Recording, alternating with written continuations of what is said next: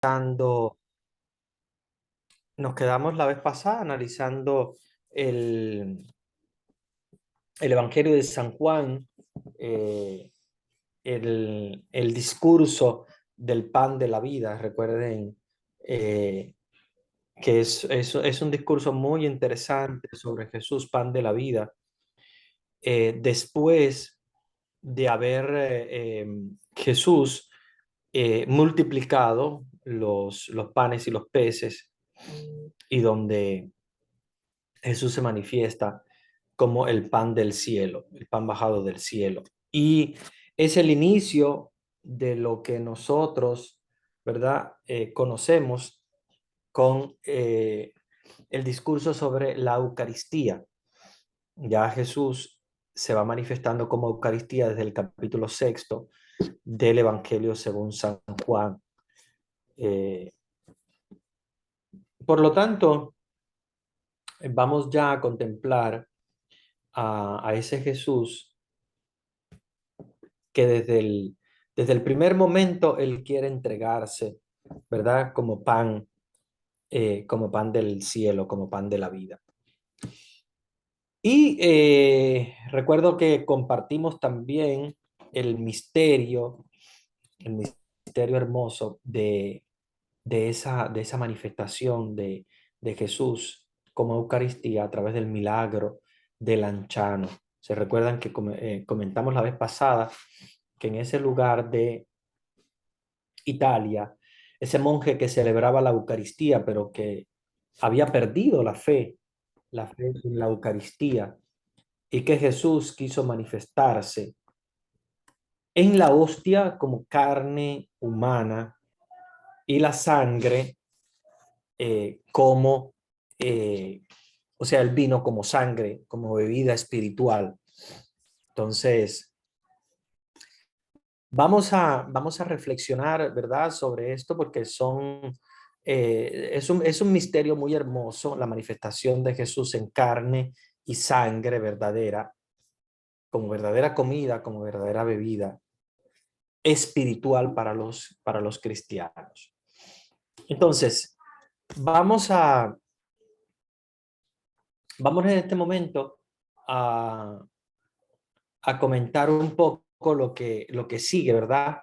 De esta, y si, bueno, si alguien todavía se le ha quedado con algunas dudas, puede escribirlo en el chat para poder responder las preguntas que tengan. Entonces, vamos a buscar en esta clase, vamos a buscar el capítulo 7 del Evangelio según San Juan, ¿verdad? Para proseguir después del discurso del pan de la vida y lo que vimos del milagro del Lanciano, el cuerpo de Jesús, o sea, la hostia convertida en carne humana, carne de corazón, y el vino convertido en sangre, para sustentar lo que habíamos hablado, ¿verdad? Del discurso del pan de la vida. Vamos entonces ahora a comentar el capítulo 7 del Evangelio según San Juan.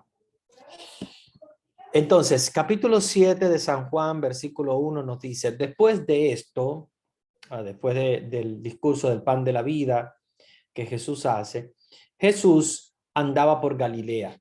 O sea, recuerden Galilea, siempre les recuerdo que en Israel hay dos grandes regiones, bueno, dos grandes regiones donde estuvo Jesús, hay más regiones, pero las que visitó Jesús son dos grandes regiones, son toda la Galilea, que es la zona más al norte de Israel, y la zona sur, que es Jerusalén y sus, digamos, ciudades cercanas, como por ejemplo Naín, ahí vamos a encontrar a Belén también, a todo el sur de Israel es Jerusalén y sus alrededores. La zona más norte es la zona de Galilea, ¿ok? Que es la zona donde está Nazaret, la zona donde está Caná de Galilea, por su nombre lo indica, Caná, Cafarnaún. Eh, Ahí tenemos también el lago de Galilea o lago de Tiberíades, que es muy famoso. ¿Ok?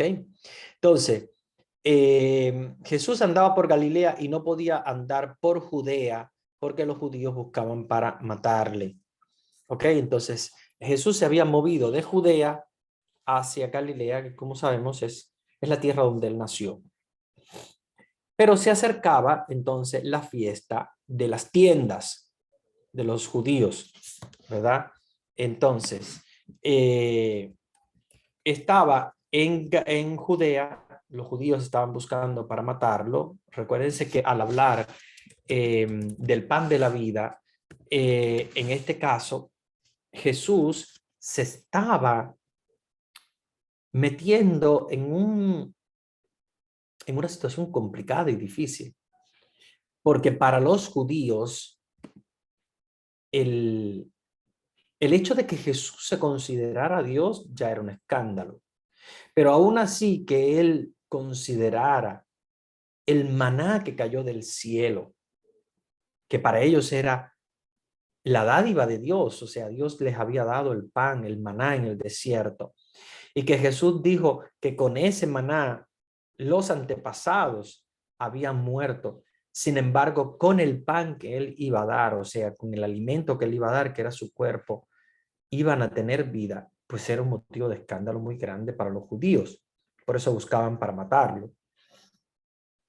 De hecho, hay muchas situaciones escandalosas en lo que hace Jesús. Escandalosa para los judíos, obviamente. Para nosotros es revelación divina, porque Dios se revela a través de estos grandes misterios. Jesús ha querido venir a la tierra como Dios hecho hombre para darnos a nosotros el sentido profundo de su alimento, el alimento espiritual. Pero para los judíos es completamente un escándalo. Que digan que el maná que cayó en el desierto es un pan con lo cual los antepasados de los judíos murieron y que él tiene un pan mucho mejor que ese, que es un pan que da la vida, pues ya es una manera, digamos de alguna manera para los judíos como de burla. Entonces buscaban para matar. Por otra parte, Jesús también había hecho un poco de escándalo, porque Jesús eh, estaba multiplicando unos panes y dando de comer a la gente necesitada. Recuérdense que para los judíos esto es la manifestación como de alguien que quiere ser rey o que quiere ser emperador o que quiere de alguna manera colocarse en una situación política. No es eso lo que Jesús estaba buscando. Jesús no buscaba eso en realidad. Jesús estaba multiplicando los panes porque vio la necesidad de la gente y Jesús se compadeció de ellos. Pero absolutamente no era la intención de Jesús convertirse en rey, convertirse. Acuérdense que buscan a Jesús de alguna manera porque Jesús les había dado de comer a mucha gente, a 5,000 hombres, y eso para los judíos era algo grande, porque para los judíos era como que hay una persona acá que puede resolver el problema de la alimentación. Entonces, la idea es hagámoslo rey, hagámoslo emperador, o de alguna manera poder político, porque este hombre nos puede resolver las situaciones que el emperador romano, que los gobernadores de las provincias romanas y que ningún judío podía haberlo hecho de ninguna manera. Entonces, por una parte el pueblo buscaba para coronarlo rey, para considerarlo una figura política, por otra parte los políticos lo buscaban para matarlo. ¿Ok? Entonces, era la fiesta de las tiendas. ¿Qué cosa es la fiesta de las tiendas, verdad? Es del calendario litúrgico hebreo. Es llamada la fiesta de los tabernáculos. ¿Ok? Recuérdense que esta fiesta entre los judíos es llamada la fiesta de los tabernáculos y que trae sobre todo a la mente una costumbre que ya se había dado en Levítico 23:40. ¿De qué cosa? Bueno, pues de construir en los tejados de las casas o en las calles o en las plazas públicas, chozas de rama y de follaje en las que estaban obligados a vivir durante la celebración entera.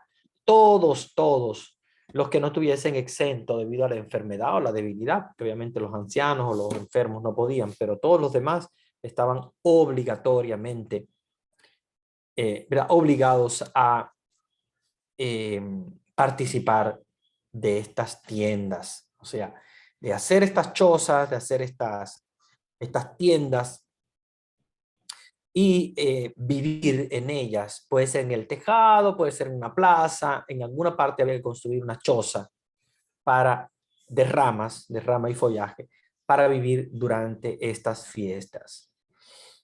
Eh, Está basada sobre todo en el hecho que em, después de de conseguir una cierta cosecha, entonces había que dar gracias a Dios. Y era una fiesta, la fiesta de las cosechas. Eh, y se hacían ofrendas de acción de gracias por la cosecha de todo el año. O sea, ese día del año, la fiesta de las tiendas, había que dormir en esas chozas para dar gracias a Dios por todo lo que se había conseguido a través de la cosecha de este año. Entonces, recuerden, estamos, como decía el Evangelio, según San Juan, ante la presencia de una fiesta judía de agradecimiento por la cosecha. Y, por supuesto, la gente estaba durmiendo en sus tiendas. O sea, se acercaba la fiesta judía de las tiendas. Y le dijeron a sus hermanos, sal de aquí y vete a Judea, para que también tus discípulos vean las obras que haces, pues nadie actúa en secreto cuando quieres ser conocido. Si haces esas cosas, muéstrate al mundo. Y como nos dice, ni siquiera todas las personas que conocían a Jesús, sus parientes, creían en él. Entonces Jesús les dijo, todavía no ha llegado mi tiempo. En cambio, el tiempo de ustedes siempre está a mano. El mundo no puede odiarles. A mí sí me aborrece, porque doy testimonio de que sus obras son perversas. Suban ustedes a la fiesta, yo no subo a esa fiesta porque aún no se ha cumplido mi tiempo. Miren qué interesante, porque aquí hay que hacer una exégesis bíblica de este texto. Jesús está ante la presencia de un pueblo que cree en él porque multiplica los panes y los peces, da de comer, por lo tanto es una persona que puede resolver situaciones políticas, lo persiguen, lo buscan y le dicen, mira, vete a Judea, a pesar de que sabían de que en Judea lo estaban buscando para matarlo, pero querían que Jesús hiciera público sus obras. Jesús se da cuenta de eso y le responde de una manera muy interesante. No ha llegado mi tiempo. Le obligan a participar en la fiesta o quieren obligarlo de alguna manera a participar en la fiesta de las tiendas. Y Jesús le dice, suban ustedes a esa fiesta. Fíjense, él dice, suban ustedes a esa fiesta. Yo no subo a esa fiesta porque aún no se ha cumplido mi tiempo. Jesús, a pesar de vivir en una sociedad judía muy legalista con la fiesta, es capaz inclusive de negarse ante la fiesta. De hecho, nosotros los cristianos no celebramos la fiesta de las tiendas, celebramos la acción de gracia, pero no celebramos la fiesta de las tiendas. Jesús se rehúsa a celebrar la fiesta de la tienda. Y sobre todo porque Jesús va a instituir una fiesta que es mucho más importante que la fiesta de las tiendas. De hecho, Jesús va a instituir a través de la venida del Espíritu Santo sobre María y los apóstoles la fiesta del Apocalipsis, ¿verdad? Que sería básicamente la que sustituye desde el punto de vista cristiano esta fiesta de las tiendas. ¿Ok? Entonces, dicho esto, estoy en el versículo 9, capítulo 7, versículo 9 del Evangelio según San Juan. Dicho esto, se quedó en Galilea. O sea, él ya sabía que había un movimiento un poco raro en Judea y que lo estaban persiguiendo para matarlo. Y él se queda en Galilea, se queda en su tierra. Después que sus hermanos subieron a la fiesta, entonces él también subió, no manifiestamente, sino de incógnito. Los judíos durante la fiesta andaban buscándole y decían, ¿dónde está este? Entre la gente había muchos comentarios acerca de él. Unos decían, es bueno, otros decían, no, sino que engaña al pueblo. Pero nadie hablaba de él abiertamente por miedo a los judíos. Mediada ya la fiesta, subió Jesús al templo y se puso a enseñar. Los judíos asombrados decían, ¿cómo entiende de letras sin haber estudiado? Jesús les respondió, mi doctrina no es mía, sino del que me ha enviado. Si alguno quiere cumplir su voluntad, verá si mi doctrina es de Dios o hablo yo por mi cuenta. El que habla por su cuenta busca su propia gloria, pero el que busca la gloria del que le ha enviado, ese es veraz y no hay impostura en él. Miren, haciendo una exégesis bíblica sobre el texto, primero hay que entender que Jesús cada vez que habla y presenta algo, Jesús no lo presenta por sí mismo, a pesar de que Él es Dios. No podemos decir que Jesús habla de Dios como si fuera otra persona. Jesús habla exactamente como Dios. Él es Dios, Él se manifiesta como Dios, pero Él deja claro que ha sido enviado por el Padre.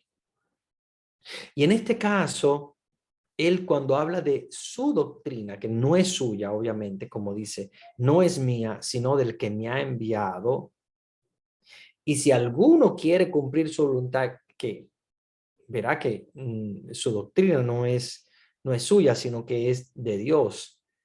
Y que el que habla por su cuenta busca su propia gloria. Sin embargo, quien busca la gloria de Dios no habla por su cuenta, sino que habla de parte de Dios. En ese versículo se nos manifiesta un Jesús que deja muy bien claro que a pesar de él ser Dios, él tiene una comunión plena con la Santísima Trinidad. Él no busca su gloria, él no busca su palabra, su doctrina, sino que él busca la de Dios. Y esto es algo que tiene que quedarnos claro a nosotros, porque es una enseñanza también que nos da Jesús. A pesar de ser Dios, Jesús no viene de prepotente, de altanero. Jesús viene humilde. Desde el primerísimo momento ya Jesús viene con una dosis de humildad altísima. Fíjense que Jesús, a pesar de ser Dios, él no quiere presentarse como el que sabe, como el que manda, como el que ordena, como el que enseña. Él viene a presentarse simplemente como un enviado de Dios. De hecho, Jesús, que es Dios hecho hombre, para nosotros es la palabra de Dios, es la manifestación de Dios. Dios se manifiesta a través de Jesús, a través de la palabra hecha carne. Y en esa manifestación de Jesús, nosotros podemos aprender también de él con esa dosis de humildad con lo que hace Jesús.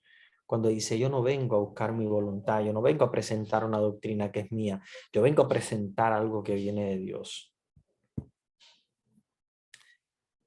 El que habla por su cuenta busca su propia gloria, dice Jesús. Ven digamos, lo contrastante de este texto bíblico, cuando vemos que muchas veces hay personas que andan buscando su propia gloria. Y lo digo porque hay personas incluso, sobre todo en el mundo protestante, vemos muchas personas que buscan su propia gloria, predicadores, etcétera. Cuando Jesús en realidad, siendo él mismo Dios, que podía buscar su gloria, que podía manifestar su gloria, no lo hace. No lo hace. Jesús habla completamente de parte de Dios y se presenta completamente de parte de Dios, como si todo lo que va a decir no viene de él, a pesar de que él es Dios, pero como si todo lo que viene a decir forma parte, obviamente, de la Santísima Trinidad y por lo tanto no quiere presentarse él solo y tampoco quiere presentarse como el que tiene la gloria. O sea, viene con una dosis de humildad muy interesante, que nos enseña también a cada uno de nosotros a ser humilde. Yo creo que una de las enseñanzas de este texto bíblico es comprender cómo la humildad nos debe enseñar a nosotros a actuar de esa manera, actuar desde la humildad, entender que nosotros no podemos buscar nuestra propia gloria, sino que debemos siempre colocar a Dios por encima de todo, colocar a Dios como el que, de alguna manera, como el que presenta esa humildad, ese anonadamiento, ¿verdad? Del cual habla Isaías. Y presentando ese anonadamiento, podemos ver nosotros una enseñanza también a cada uno de nosotros de presentarnos en humildad. Nosotros no somos nada delante de Dios. Lo dice San Pablo, lo dice incluso con una palabra fuerte. No somos nada, absolutamente. Él dice estiércol, o sea, basura, delante de Dios. Dice, pero nadie hablaba de él abiertamente por miedo a los judíos. Bien, vamos, no, sería el versículo 19.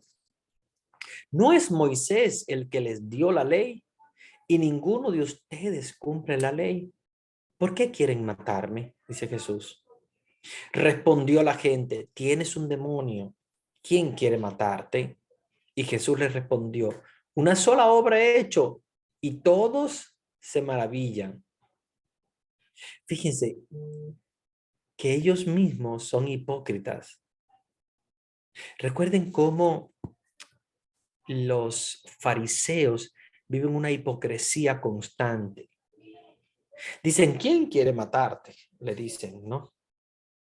Responde, los judíos. Y sin embargo, sí lo andaban buscando para matarlo. Y sí querían matarlo porque Jesús opacaba la imagen de los fuertes y potentes del mundo. Cuando con su humildad logra enaltecer la gracia de Dios y la gloria de Dios por encima de todo. Pero ellos dicen, ¿quién quiere matarte? O sea, hipócritamente.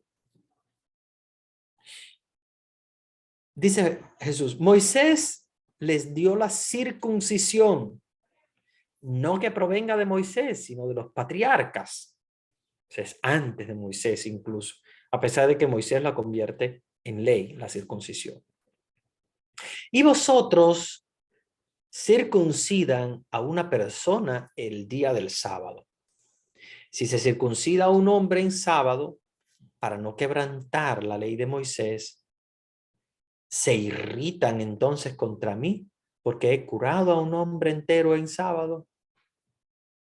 No juzguen según la apariencia, juzguen con un juicio justo. Recuérdense que el discurso del sábado es un discurso muy interesante. Jesús se está presentando como quien quebranta la ley, a pesar de que Jesús no quiere quebrantar la ley judía, porque vive en una sociedad de una ley. Jesús viene a comprender la ley, que no había sido comprendida por los judíos, porque fíjense que los judíos, para ellos, un mandato que era tomado al pie de la letra, como era la ley del sábado, para Dios, la visión de Dios es completamente diferente de la visión del hombre. Para los judíos, el sábado había que observarlo completamente y no se podía De hecho, inclusive en la actualidad los judíos no pueden ni siquiera encender una estufa para calentar un alimento, menos conectar algo eléctrico o apagarlo. Ni siquiera nada de eso. Esa es la visión del hombre, esa es la visión del judío sobre el sábado. La visión de Jesús es una visión completamente diferente. Como dice Jesús, el sábado está hecho para el hombre, no el hombre para el sábado. Jesús aclara constantemente su visión sobre el sábado, haciendo entender que el legalismo, la ley, no es para maltratar al hombre, ¿verdad? Sino para liberarlo, para que el hombre con un corazón abierto, con un corazón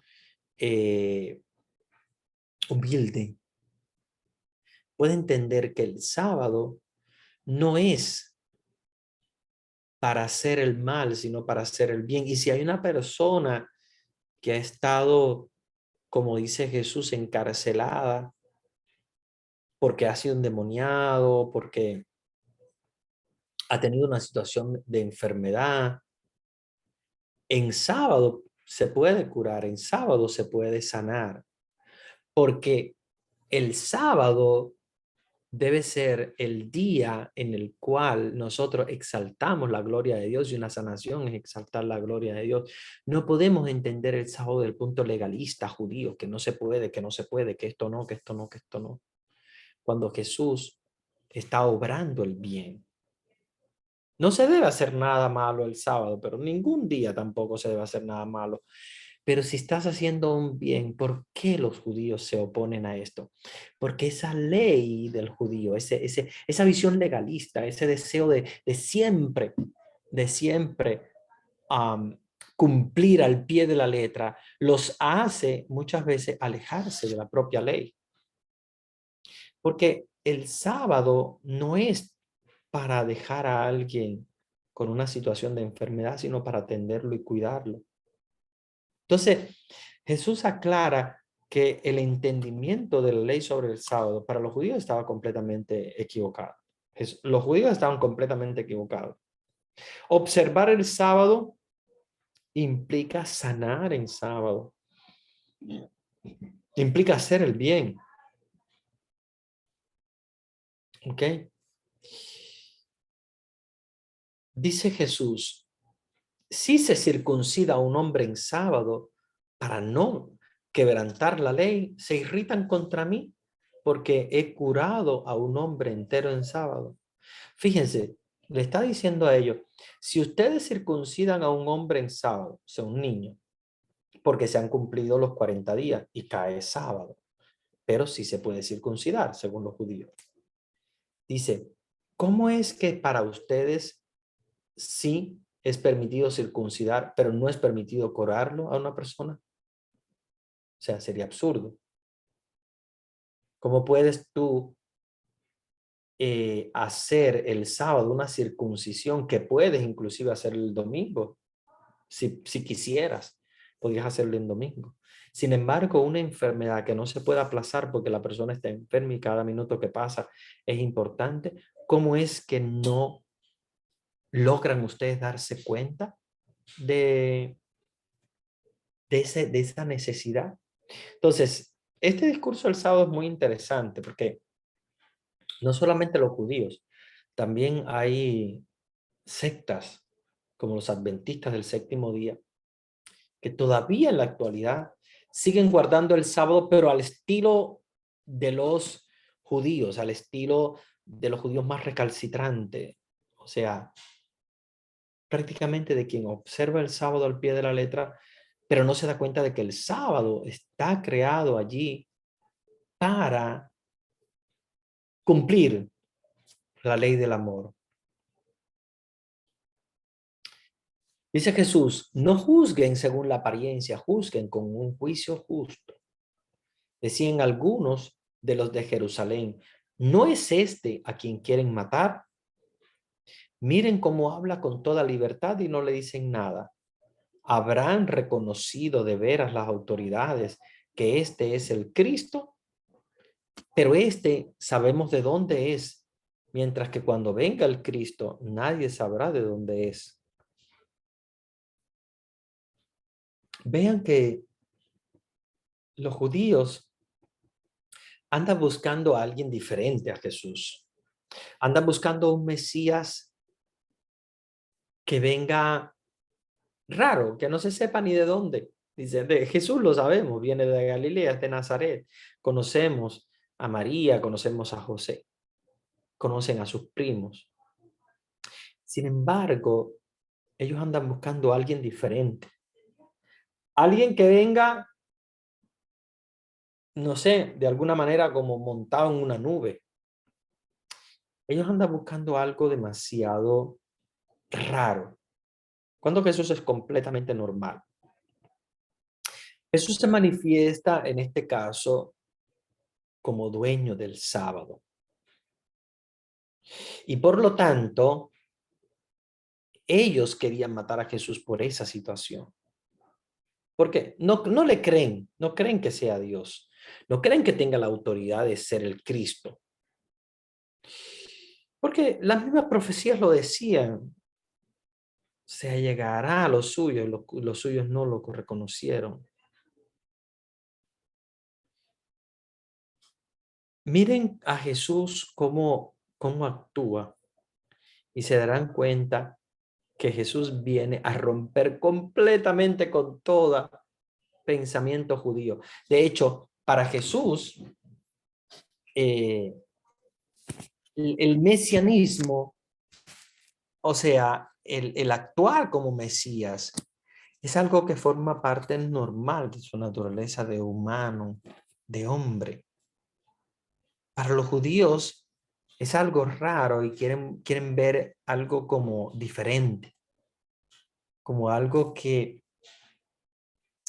les ayuda a pensar de que no es de este mundo. Jesús no es de este mundo, pero Jesús viene como un hombre de este mundo, a nacer como este mundo. Y por eso es que ellos lo quieren matar. Porque para ellos es un escándalo de que uno igual que ellos, un hombre cualquiera, se considere Dios. Entonces, esa es prácticamente el móvil que moviliza a estas personas para matar a Jesús. Gritó pues Jesús enseñando en el templo y diciendo, me conocen a mí y saben de dónde soy. Pero yo no he venido por mi cuenta, sino que verdaderamente me envía el que me envía. Obviamente, quiere decir el Padre, pero quiere dejarlo en entredicho para que sean ellos quienes se den cuenta. Pero vosotros no le conocéis. O sea, básicamente, estas personas que habían estudiado la Biblia, que eran maestros del templo, no conocen al verdadero Dios, a Dios Padre. Entonces, por eso no pueden reconocer al Hijo.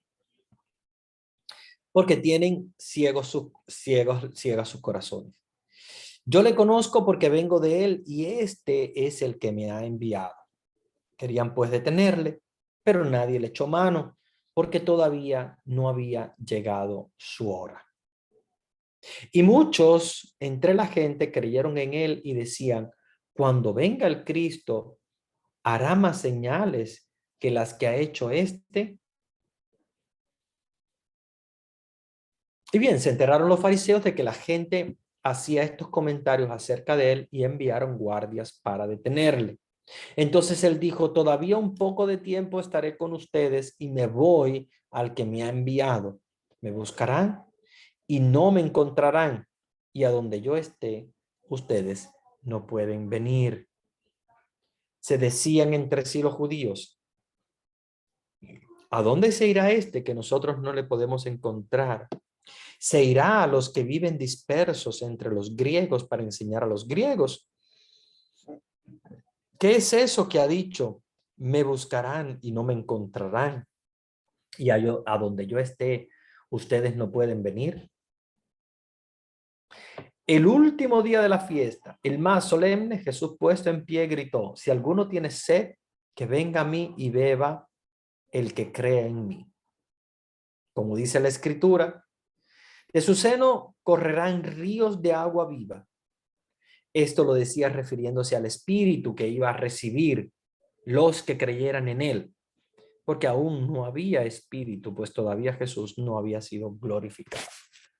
Vean cómo la fiesta de las tiendas para los judíos, que era una fiesta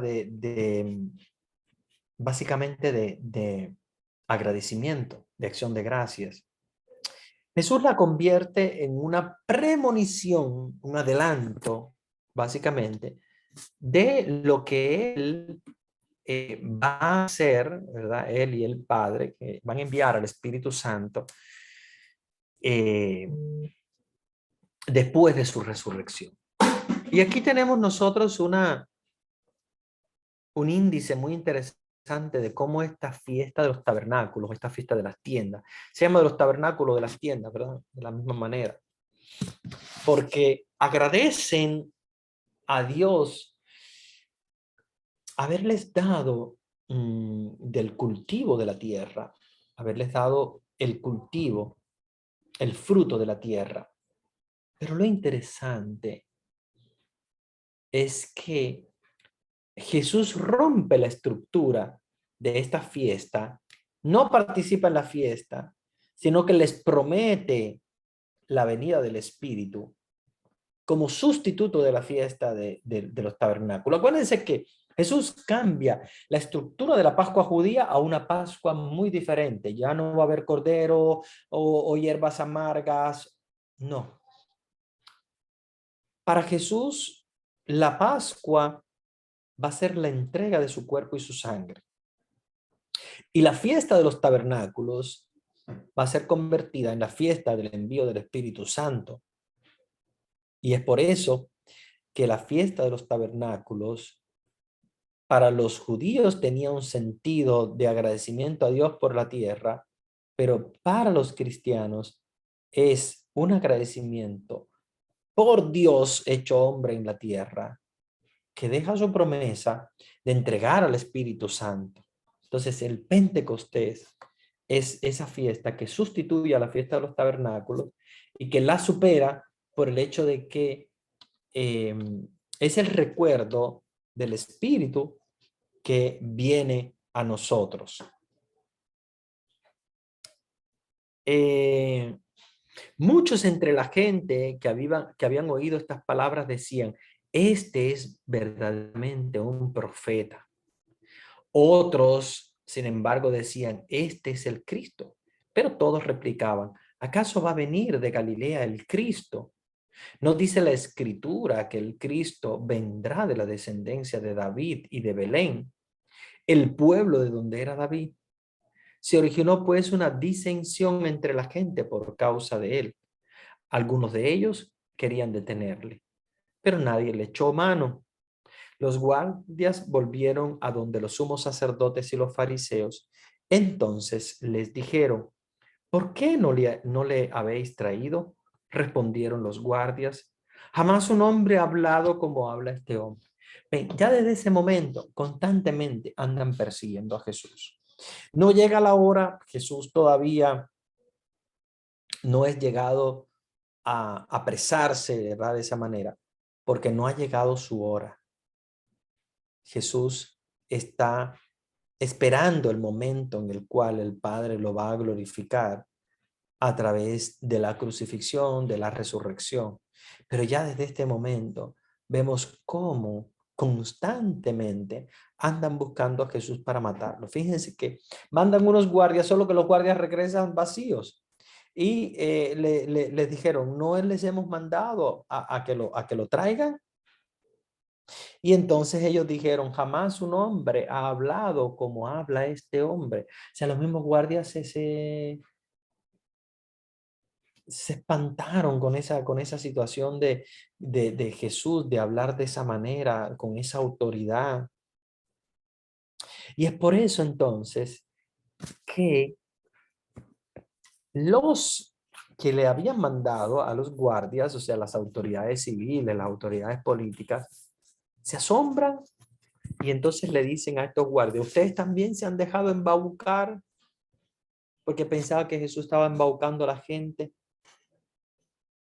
¿Acaso ha creído en él algún magistrado o algún fariseo? No, claro, los fariseos no van a aceptarlo, porque los fariseos tienen un corazón duro. Acuérdense que Dios viene y viene para revelar su palabra en la gente humilde. Dice que no hay ningún magistrado, ningún fariseo que haya, ¿verdad? De los maestros, que haya aceptado a Jesús. Pero es porque Jesús no viene a manifestarse hacia ese tipo de personas. Jesús viene a manifestarse a la gente humilde. Dice, versículo 49. Pero esa gente que no conoce la ley son unos malditos. Les dice Nicodemo, que era uno de ellos. ¿Se recuerdan? Nicodemo, el que fue a hablar con Jesús de noche. El que había ido anteriormente donde Jesús. ¿Acaso nuestra ley juzga a un hombre sin haber antes oído, sin saber lo que hace? Ellos respondieron, ¿también tú eres de Galilea? Indaga y verás que de Galilea no sale ningún profeta. Y se volvieron cada uno a su casa. Entonces, de Galilea no puede salir nada bueno, según dicen los judíos. No viene el Mesías de Galilea. Y obviamente Jesús tiene su raíz en Belén, que es donde nace. Pero la contradicción es que el corazón cerrado del prepotente, sobre todo los judíos, ¿verdad? Con esa manifestación prepotente en contra de Jesús, hace que al judío se le cierre el corazón y no puedan de ninguna manera entender la palabra de Dios. No pueden entender la palabra de Dios porque ellos andan buscando una razón completamente diferente. Entonces, fíjense cómo esa manifestación de Jesús, de humildad, una manifestación diferente, ¿verdad? Una manifestación completamente diferente. No es la manifestación que ellos andaban buscando. Andaban buscando un profeta que viniera a ser político. Venían buscando un profeta que viniera del lugar donde ellos pensaban, ¿verdad? Que fuese de Belén, pero criado en Belén también. Andaban buscando a alguien completamente diferente a Jesús. Se presenta a Jesús como Dios y no le creen. Entonces es importante, hermanos, que nosotros podamos comprender cómo la manifestación de Dios se da en la humildad. Cómo la manifestación de Jesús se da en una gente humilde, no en el prepotente. Porque Jesús se manifiesta desde la humildad. No es lo que buscaban los judíos, sino lo que realmente manifestaba a Dios. No sé si quieren que abramos ahora los micrófonos para conversar un poco sobre este tema antes de pasar al siguiente capítulo. Bien, voy a dar la posibilidad de reactivar los micrófonos. Me gustaría escuchar a algunos de ustedes, hermanos.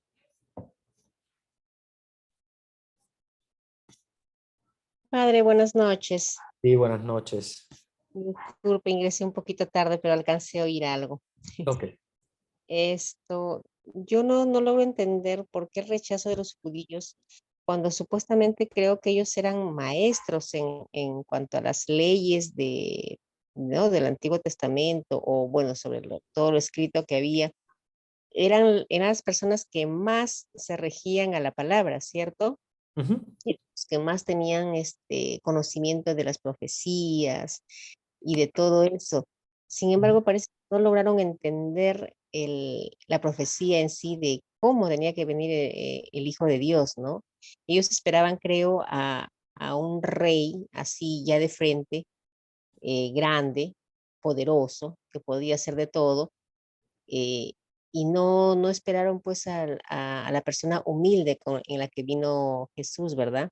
Ujú, ujú. Pero como le digo, los que más sabían de repente de todos los pueblos, creo que los judíos eran los que más conocimiento tenían, los maestros de todo eso, ¿no? De todas las cosas bíblicas, y aún así no lograron entenderlo. Claro, mira, a ver, vamos a partir de una situación. Los judíos eran personas que entendían la ley, que entendían las escrituras, eran los grandes, los potentados, los magistrados. Pero fíjense lo que dice María en el Magnificat, que es muy importante. Si nosotros nos vamos al Magnificat, vamos a buscar las palabras del Magnificat para leerlo, y ustedes ahí se van a dar cuenta cuál es la intención de am, de este canto, como lo hace María, eh, especificando precisamente el, mm, digamos, como el objetivo de Dios. Dios tiene un objetivo importante y el objetivo de él no es la persona poderosa, no es la persona que más haya estudiado, sino el humilde. Y la manifestación de Dios no se da a la persona que se cree que lo sabe todo, y aquí es donde viene la prepotencia del judío. El judío puede ser una persona que sí ha estudiado mucho la escritura, pero haber estudiado mucho la escritura no te hace ser un conocedor de la sabiduría de Dios.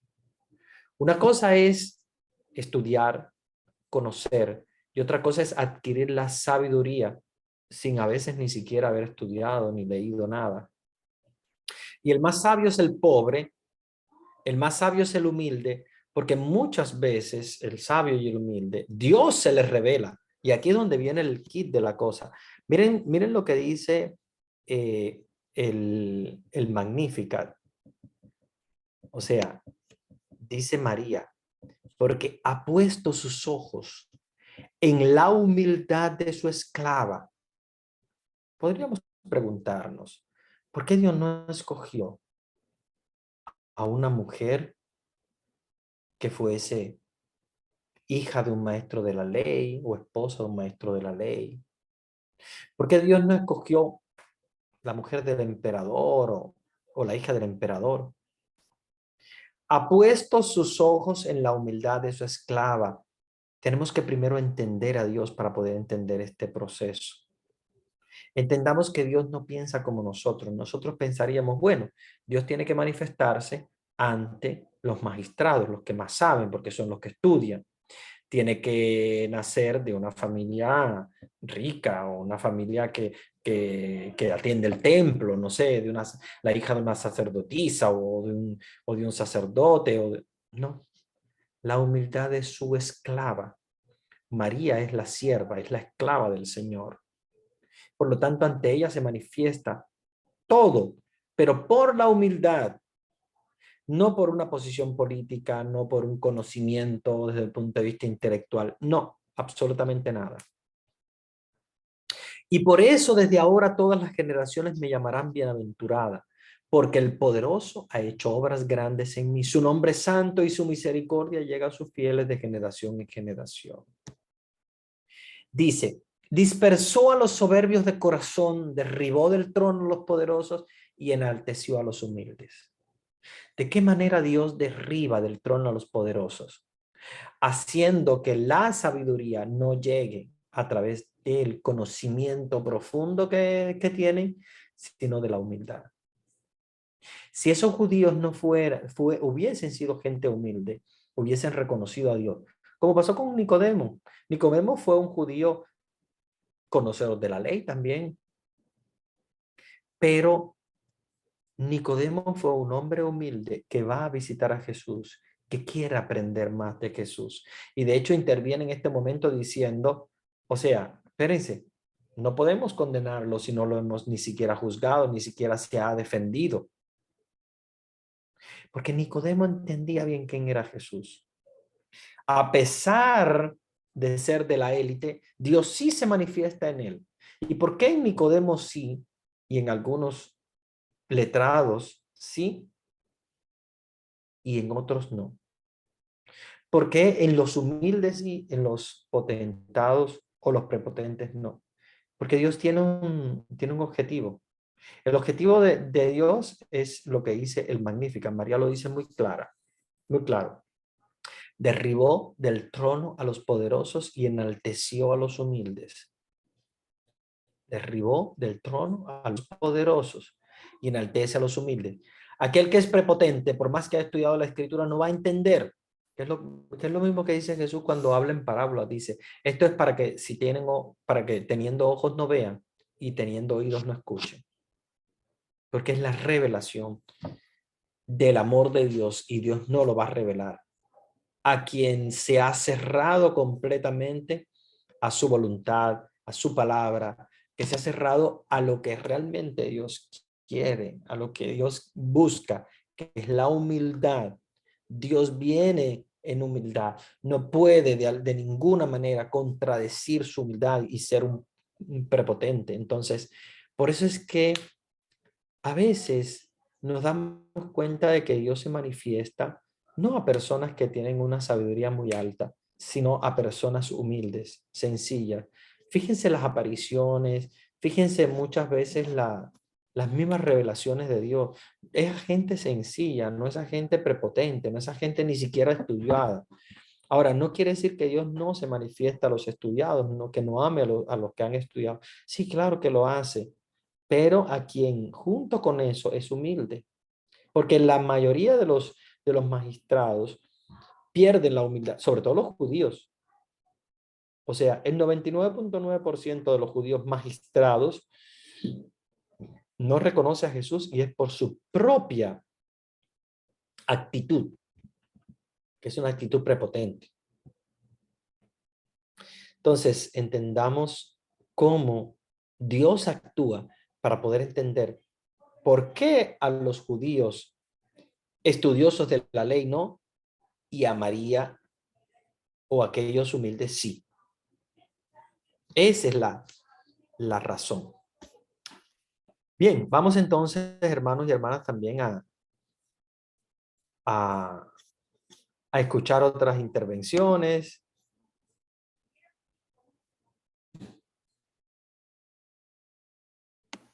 Hay una pregunta en el chat, bueno, antes de que alguien se anime a hablar. Hay una pregunta en el chat, dice, padre, disculpe, no es el tema, mi pregunta quisiera, no es del tema, pero mi pregunta quisiera saber si uno puede ir a fiestas o conciertos de música popular.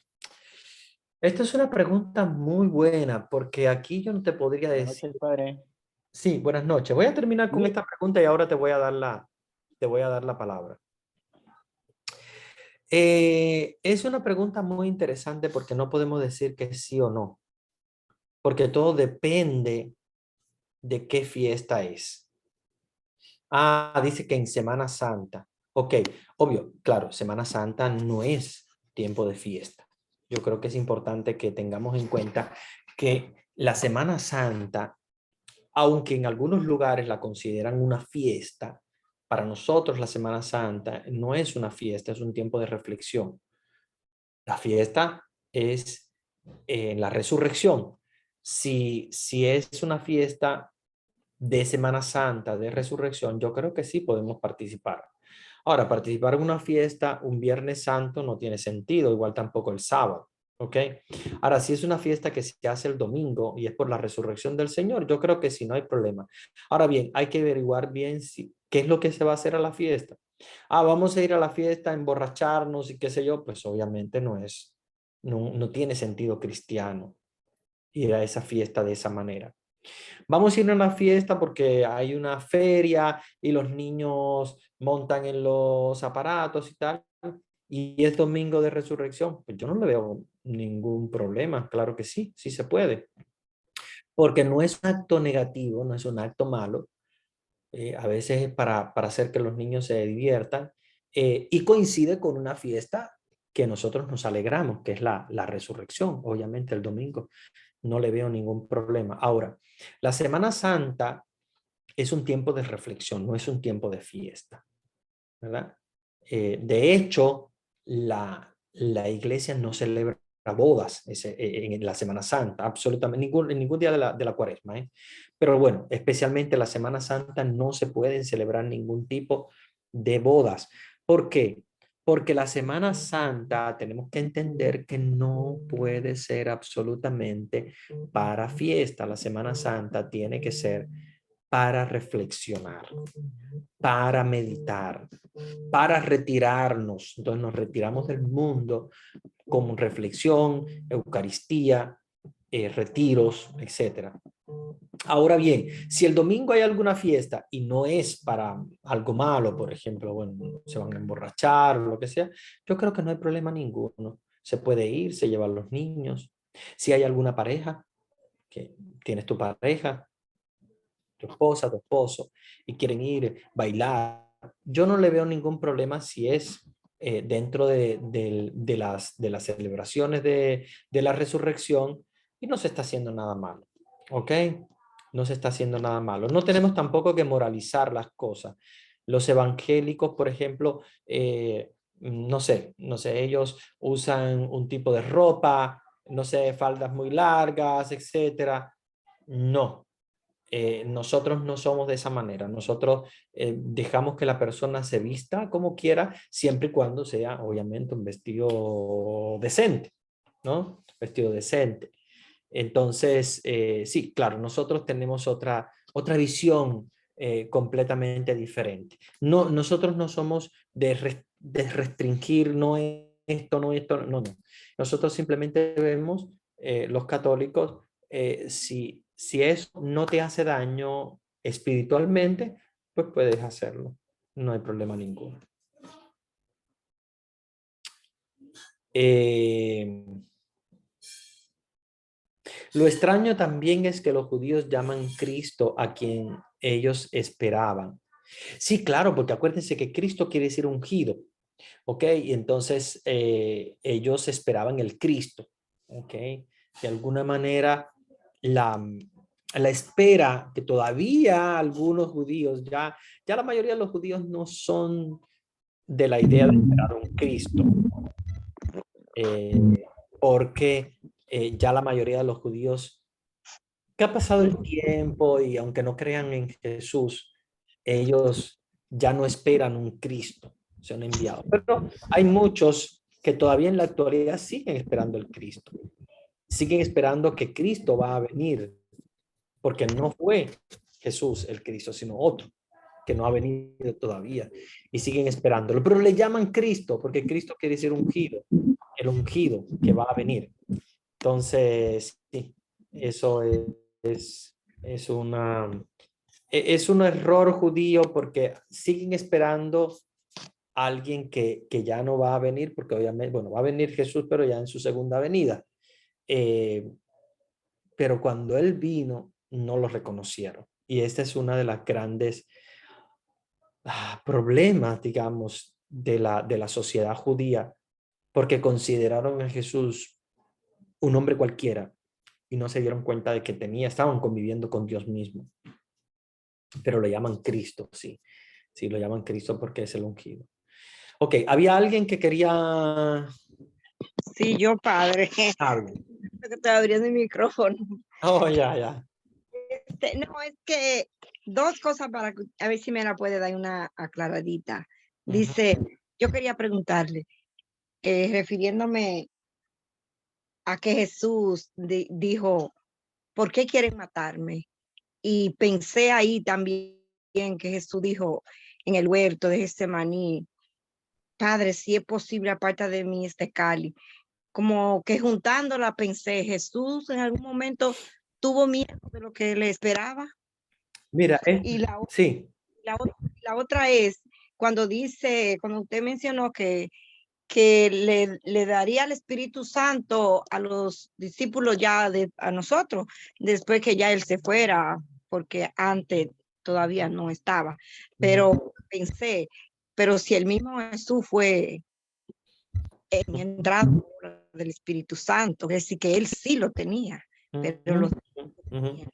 y también sus obras que él hacía, todo lo que hizo, convirtió el agua en vino, la multiplicación, todas las sanaciones, liberaciones que hizo, era por obra del Espíritu Santo. Entonces yo pensé, él sí lo tenía, lo que no lo tenían eran los demás. No sé si será así o... Claro, claro.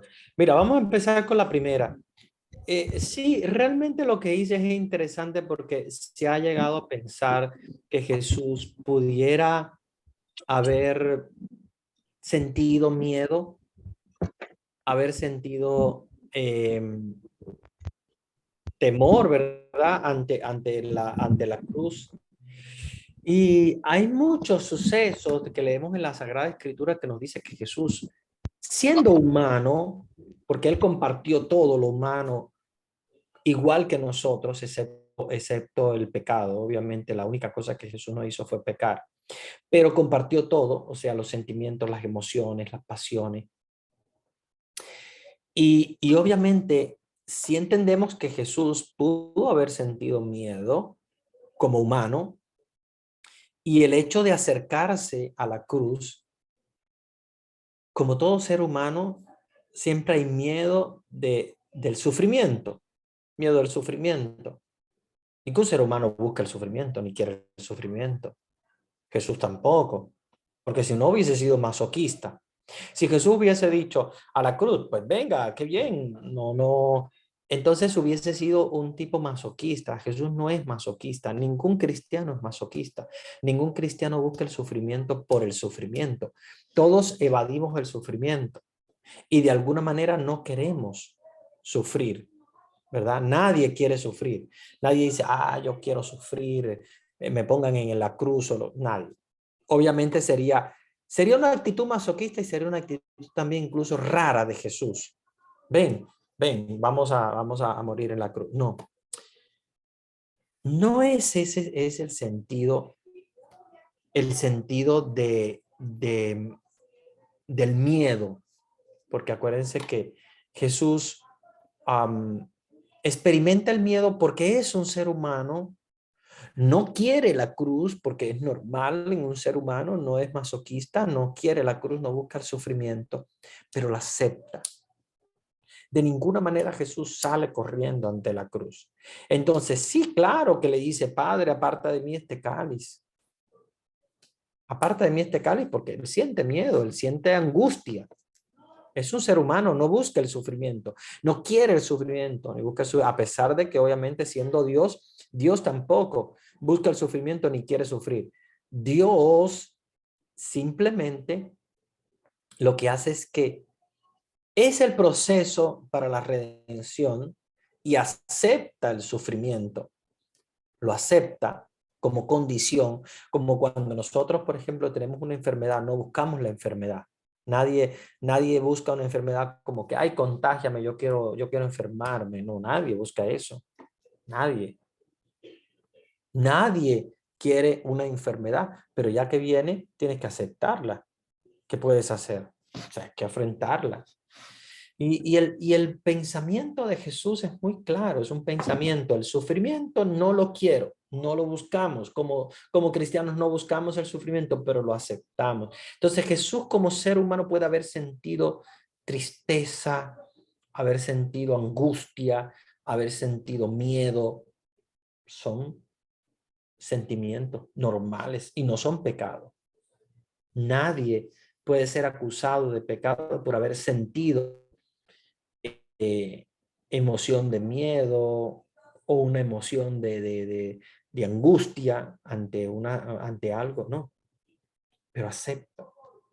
Y esta es la enseñanza grande de Jesús, que a pesar de que siendo humano pudo haber sufrido la emoción de miedo ante la muerte, acepta la muerte, afronta la muerte y hace que la muerte se convierta no en la desesperación que era para los judíos, que era una desesperación. La muerte es el paso.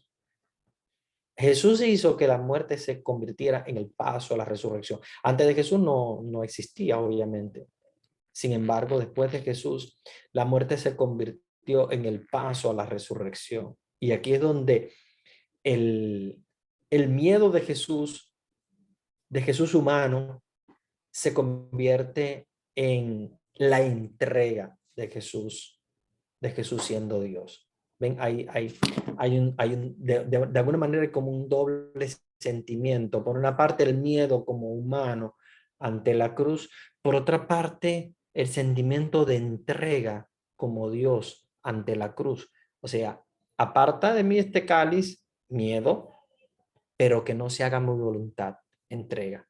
Ven, por una parte Dios o el humano que siente el miedo, por otra parte Dios que su emoción es la de la entrega, que no se haga mi voluntad, que se haga la tuya, o sea, la redención, que es la voluntad de Dios. Acuérdense que Jesús no tiene una voluntad diferente a la de Dios.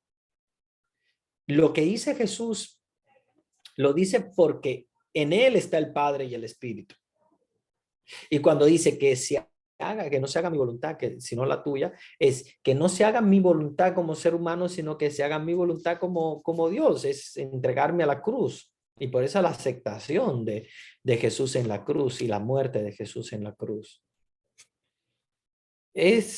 Yo sé que es una reflexión un poquito profunda, pero entendamos que en Jesús hay una doble naturaleza. No es una sola naturaleza, son dos naturalezas. Es hombre completamente y es Dios completamente. Y lo otro que decías, sí, el Espíritu Santo está desde el inicio de la creación del mundo. El Espíritu se aleteaba sobre las aguas. El Espíritu se manifestó en Jesús constantemente, incluso bajó en forma de paloma cuando se bautizó, etcétera, etcétera. Ya nosotros sabemos cómo el Espíritu Santo se manifestó, pero en él, no en los demás. Él no les había dado el Espíritu Santo todavía a ningún ser humano. A no ser María, que sí, el Espíritu Santo se posó sobre ella para fecundarla y ser la madre de Jesús. Solamente en ella, porque María ha sido concebida sin pecado original, completamente. Entonces el Espíritu Santo fecunda a María. Él se posa sobre María para convertirla en la madre del Señor. Pero ya todos los otros no tenían absolutamente el Espíritu Santo. Hay una pregunta en el chat, bueno, un comentario en el chat dice, en Semana Santa hay comuniones, confirmaciones, preferiblemente. A ver, si hay comuniones, pienso que sea el Jueves Santo, porque es el día de la cena. No espero yo que en ningún otro día, porque no cabe. O sea, Domingo de Ramos, no tiene sentido una comunión, no creo. O sea, incluso se llama Domingo de la Pasión del Señor, el Domingo de Ramos. De hecho, se lee la Pasión el Domingo de Ramos, por lo tanto no tiene sentido comuniones. Lunes, martes y miércoles santo, menos, no tiene ni sentido entre semana. El jueves sí, porque es el día de la institución de la última cena y como recuerdo de la última cena, alguna parroquia puede hacer comuniones. Yo prefiero no hacerlas porque la Semana Santa ya tiene una liturgia bastante larga y bastante compleja y bonita para entonces dar comuniones, entonces es como un extra. Yo prefiero mejor en la fiesta del Corpus Christi, que es en Pascua, o cualquier otra fiesta, la Ascensión, el Pentecostés, las confirmaciones mejor en Pentecostés, no tiene sentido en Semana Santa. La confirmación, no creo ni siquiera en la misa crismal, porque el obispo ahí no le va a dar tiempo.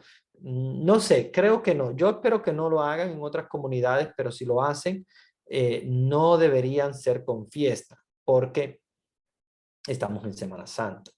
Entonces yo prefiero que la única que se podría hacer serían las comuniones el Jueves Santo, pero de todos modos el Jueves Santo dentro de la Semana Santa podría considerarse una fiesta porque es la fiesta de la Cena del Señor. Incluso en algunas comunidades religiosas cenan el cordero, se comen cordero en recuerdo del cordero pascual, ¿ya? Pero no tendría sentido una fiesta, ya les digo, vuelvo y repito, la única fiesta que yo considero dentro de la Semana Santa para celebrar así de esa manera, digamos un poquito más festivo, es el Domingo de Resurrección. Pero fuera del Domingo de Resurrección no creo, no debería. ¿Cuál es la fiesta que Jesús instituyó del Apocalipsis? No, del Apocalipsis no creo. No, del Apocalipsis no, no tiene sentido. Jesús en el Apocalipsis no. No, tal vez debe ser algún error la pregunta. Jesús, la fiesta que instituye es la última cena, obviamente, y bueno, después él, no solo él, sino él con el Padre y el Espíritu, pues la fiesta del Pentecostés. Pero no, no tiene, del Apocalipsis no tiene sentido ninguna fiesta que haya instituido Jesús. En la cruz dijo, Padre, ¿por qué me has abandonado? ¿Es un dolor humano, un pensamiento humano? Completamente, absolutamente. Elí, Elí, lama sabactaní, que es lo que dice Jesús en la cruz, que es Padre, Padre, ¿por qué me has abandonado? Es Jesús el humano el que habla. Vean que ahí es importante reconocer el Jesús humano que sufre y que piensa obviamente igual que un humano en el sentido del abandono en la cruz. Y allí es donde nosotros, ¿verdad? Como cristianos debemos también entender que los sentimientos humanos no son pecado, sino que ¿qué es lo que se hace ante el sufrimiento humano? Lo que ya sí te convierte en pecaminosa una acción.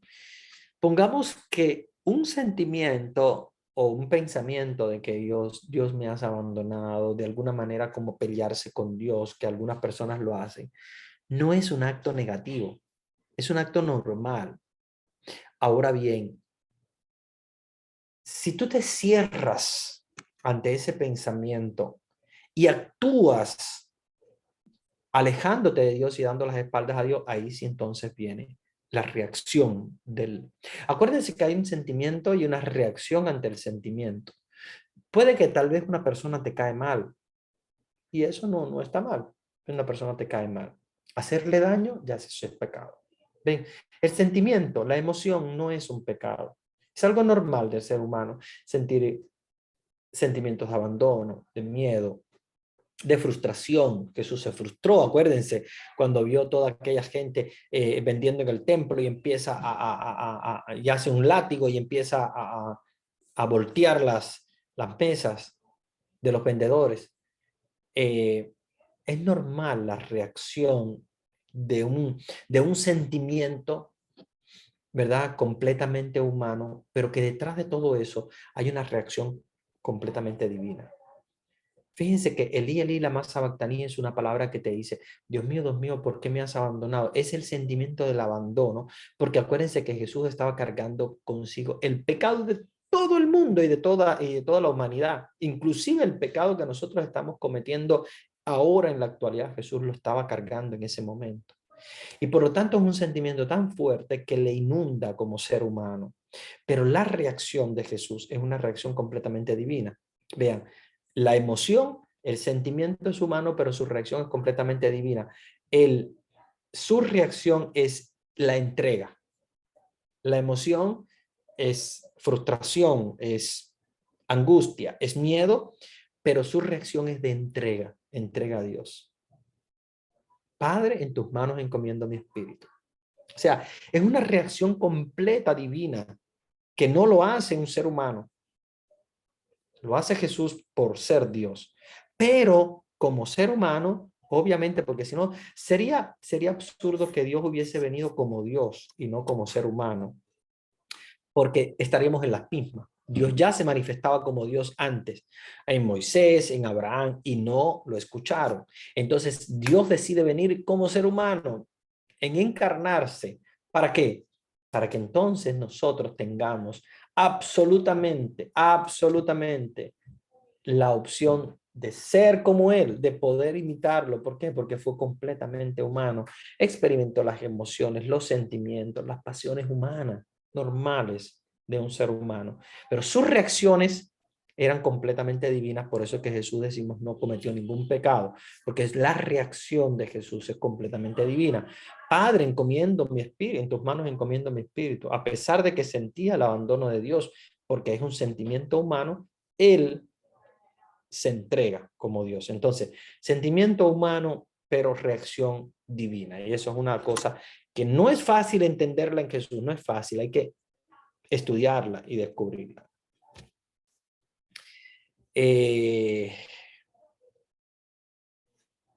Los catecúmenos el Jueves Santo. Oh, ¿qué quieres decir? Ah, que dan la comunión, las primeras comuniones. Podría ser, pero ya les digo que el Jueves Santo es considerado una fiesta. El Jueves Santo es considerado una fiesta como institución de la Eucaristía y cena pascual. De hecho, ese día es un día, por ejemplo, para nosotros los sacerdotes, la institución también del sacerdocio. Es una fiesta, podemos considerar la fiesta, pero no puede alargarse mucho. ¿Por qué? Porque acuérdense que después de eso, esa noche Jesús la pasó en cárcel, por lo tanto es la noche de la pasión, ¿ya? Que después, bueno, muere el Viernes Santo, pero él padece ya desde la noche, después de la última cena, que él se va al Monte de los Olivos a orar, ya empieza el sufrimiento. Entonces, sí es considerado una fiesta por la última cena, y bueno, yo no me agrada mucho lo de las primeras comuniones el Jueves Santo porque no habría posibilidad para hacer una fiesta como tal, de primeras comuniones. Es más bonito hacerla en tiempo de fiesta de resurrección. Pero bueno, es considerada una fiesta el Jueves Santo, ¿eh? No, aunque sea dentro de la Semana Santa, no es considerada una penitencia. No, todo lo contrario. De hecho, el Jueves Santo a veces son días en los cuales se come bien, se come bastante, porque es fiesta. Ya después comienza ya la pasión, sobre todo en la noche del Jueves Santo y todo el Viernes Santo. Y el domingo hasta las 12 de la noche. Perdón, el sábado hasta las 12 de la noche, que el paso al domingo. Entonces, sí, bueno, ellos están en la comunión, no lo veo yo mal, pero tampoco lo escogería yo personalmente, pero no hay desde el punto de vista litúrgico, no hay ningún impedimento de que se pueda celebrar unas primeras comuniones el Jueves Santo, ¿no? De hecho, es un día adecuado para hacerlo, pero que la fiesta no se prolongue mucho, porque ya les digo que en la noche del Jueves Santo es la noche de la pasión. O sea, recordemos que Jesús el Jueves Santo en la noche ya estaba en el huerto de los olivos, incluso sudando sangre por la pasión. Padre, entonces los judíos no tienen el Nuevo Testamento. No, absolutamente nada del Nuevo Testamento. No creen nada del Nuevo Testamento los judíos. Padre, pero en la vigilia pascual sí hay matrimonios, confirmaciones. Sí, ya en la vigilia pascual es diferente. Ya desde el momento en el cual suenan las campanas del Gloria en la vigilia pascual, ya es fiesta. Ya ahí pueden haber bodas. A mí no me gusta, ya les digo, yo personalmente no, porque la vigilia pascual tiene una liturgia muy larga. Entonces, colocar allí matrimonios, confirmaciones, primeras comuniones, bautizos sí, porque los bautizos de los adultos se hacen en la noche de Pascua, en la vigilia pascual. Eso sí es muy propio de la vigilia pascual. El bautismo de adultos es muy propio. Incluso hay algunos de esos adultos que hacen la comunión y la confirmación ese día.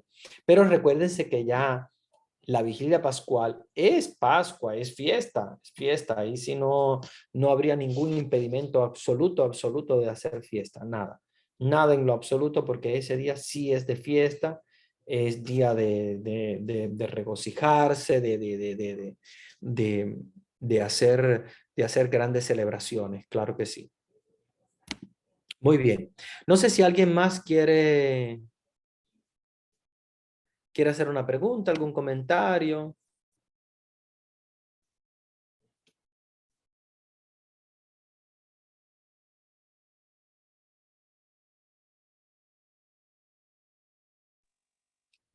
Yo quiero hacer una pregunta. Sí, adelante. Por ejemplo, he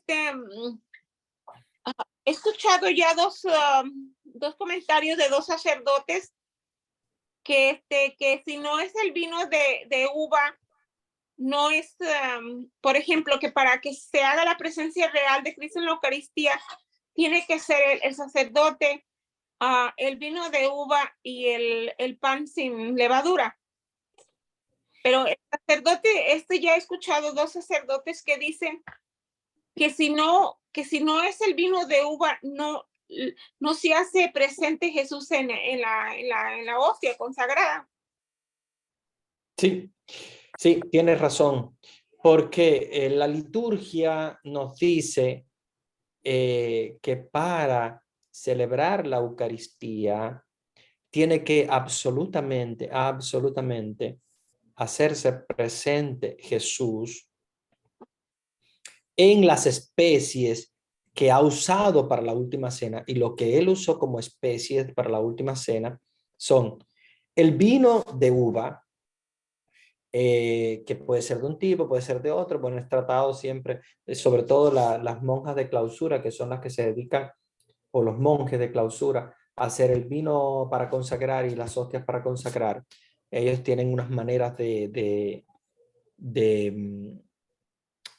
recolectar y de hacer, pero sí tiene que ser de uva. No puede ser un vino de arroz, no puede ser un vino de caña de azúcar, ni de otra cosa. Tiene que ser un vino procedente de la uva. Es un Porque vino crudo, es un vino con unas características determinadas.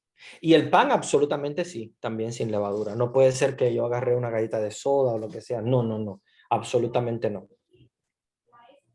porque este sacerdote estaba diciendo que él se dio cuenta, porque le mandaron un video y se dio cuenta que se está vendiendo mucho vino de manzana y de pera. Entonces, él llamó a esa compañía y les dijo que el vino para consagrar no tiene que ser de manzana ni de pera, que tiene que ser de uva. Y los de la compañía le dijeron que ellos no sabían, que ellos nunca sabían, y que ellos ya iban a parar de hacer ese vino. Entonces, porque se estaba haciendo mucho, promoviendo mucho esos vinos que no eran de uva. Exacto. Sí, eso tiene que hacerlo porque incluso va en contra del derecho canónico. No es aceptado un vino que no sea de uva. Entonces, sí, de eso desde el primer momento tienen que los sacerdotes buscar. No sé por qué, bueno, lo hacen con compañía. Yo, la mayoría de los lugares donde he estado, se compra generalmente el vino de uva y lo hacen las monjas. No lo hace una empresa, pero bueno, también se puede comprar una empresa. Tampoco es que sea obligatorio hacerlo en un convento, solo que estos de las monjas son diferentes porque los viñedos son bendecidos por un sacerdote, etcétera, y tal. Pero bueno, puede ser también incluso comprado una compañía. Lo que hay que, una certificación es que tienen que ser producto de la vid, es lo que dice, ¿no? La vid, acuérdense que es el árbol que da la uva. Entonces tiene que obligatoriamente ser fruto de la vid. Igual también de esa manera viene también hecho el pan completamente sin levadura. No puede ser un pan como cualquier otro con levadura y tal, sino un pan sin levadura que tiene obviamente también harina o de la misma manera de pan. No puede ser de otra manera, ¿eh? Gracias. Muy bien. ¿Alguien más? Aquí hay una que dice, padre, una pregunta, padre, me quedé con la duda. Jesús no fue a la fiesta de las tiendas. ¿Qué fiesta hizo Jesús entonces? No, Jesús no participó en la fiesta de las tiendas. De hecho, él lo dijo que no participó, no hizo ninguna fiesta en ese momento, lo que al contrario se opuso y lo que querían era matar a Jesús, porque obviamente Jesús se oponía a la fiesta de los judíos y él mismo dijo que no va a ser fiesta porque no ha llegado su hora, y que cuando llegue su hora, Él va a enviar el Espíritu Santo. O sea, de alguna manera Jesús ya estaba hablando de la fiesta de Pentecostés, pero no había llegado la hora, sino que va a llegar 50 días después de la Pascua. Muy bien, muy buenas preguntas. No sé si hay alguien más que quiera hacer algún comentario. Yo quiero hacer otro comentario. Sí. Cuando usted va leyendo, si por ejemplo puede ir diciendo los versículos, porque a veces yo me pierdo. Oh, sí. Sí, yo sé, porque a veces empiezo a hablar y luego voy al versículo. Sí. Después digo, ¿dónde van? No entiendo dónde voy y ya. Y más sobre todo porque tenemos Biblias con traducciones muchas veces. Sí, son semejantes, pero tienen a veces sí, las palabras a veces son diferentes porque, claro, obviamente cada quien tiene una versión de otra manera. Dice lo mismo, pero sí, a veces uno se pierde porque dice por dónde va. Y sí, sí, sí, muy buena Gracias. tu aclaración. Bien. Bueno, hemos terminado el capítulo 7 del Evangelio según San Juan. Vamos a comenzar el capítulo 8 ya la próxima clase, el próximo lunes.